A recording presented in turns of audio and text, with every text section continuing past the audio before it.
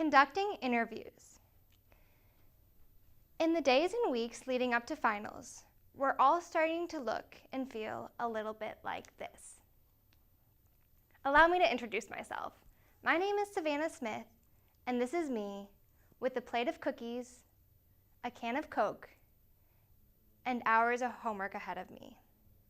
For me, as I imagine for many of you as journalism students, finals week means a lot of writing stories.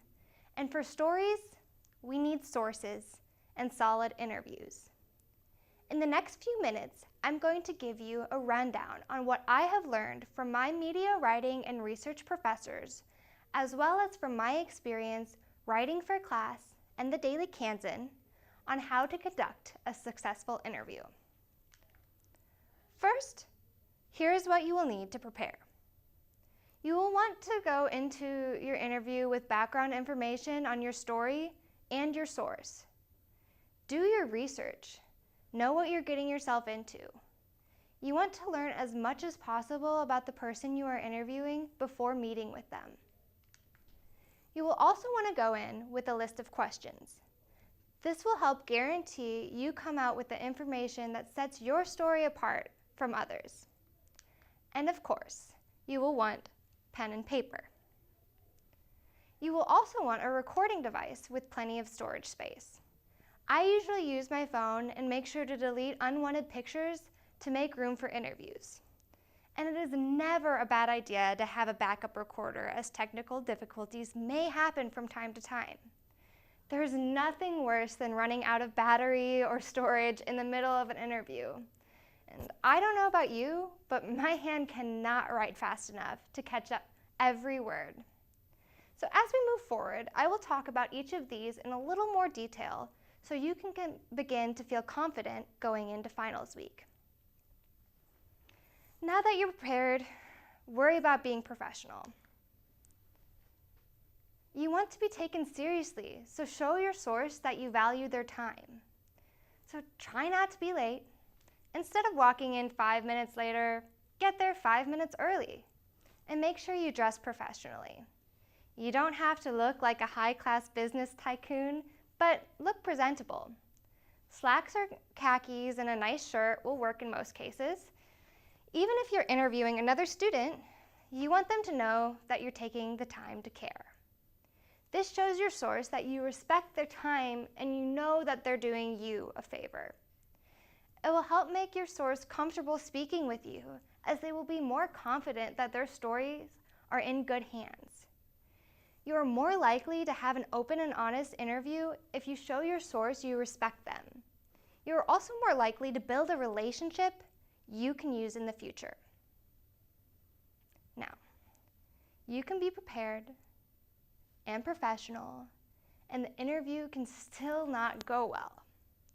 So what you really need to do is focus on asking the right questions. Know who you're talking to. You want to know who you're talking to before you go into your interview. Pretend you're working on a story about a 5K running event, and who are you interviewing? How are they connected with the story? Are you interviewing the event coordinator or the participant? These factors will change the questions you are asking. You won't ask a participant how much the event has raised in the past, and you wouldn't ask a coordinator what it felt like to cross the finish line. You will also want to go in with specific questions. Many of my professors, along with websites such as NPR and Columbia.edu, say it is important to go to an interview with a well-crafted list of questions. But don't be afraid to stray from them as you listen closely to your source. As you listen, you will want to make sure you are writing things down. This is why you brought the pen and paper even though you're recording. I like to write down the times in an interview in which my source says something that might relate to my background information, or maybe a pull quote that I can access more easily when I'm writing up my story. You will also want to write down parts so you can follow up on them later in the interview. Maybe you interviewed the participant and she mentioned a moment in the race she felt as if she could not finish. Ask why. Your source may say something you didn't fully understand, or maybe something that sparked your interest, and in this case, you will want to double check things. It is also a good idea to ask for contact information just in case you have questions about background information as you are writing. Get an email or a phone number. This is always a safe bet. And like everything in finals week, you have to be prepared. For conducting interviews, this not only means having a pen and paper ready, but making sure you respect your source and ask the questions that are most pertinent to your story. For now, you can crawl back in your sweats and have at those cookies, but when it comes time for interviews, know you have the tools and use them well.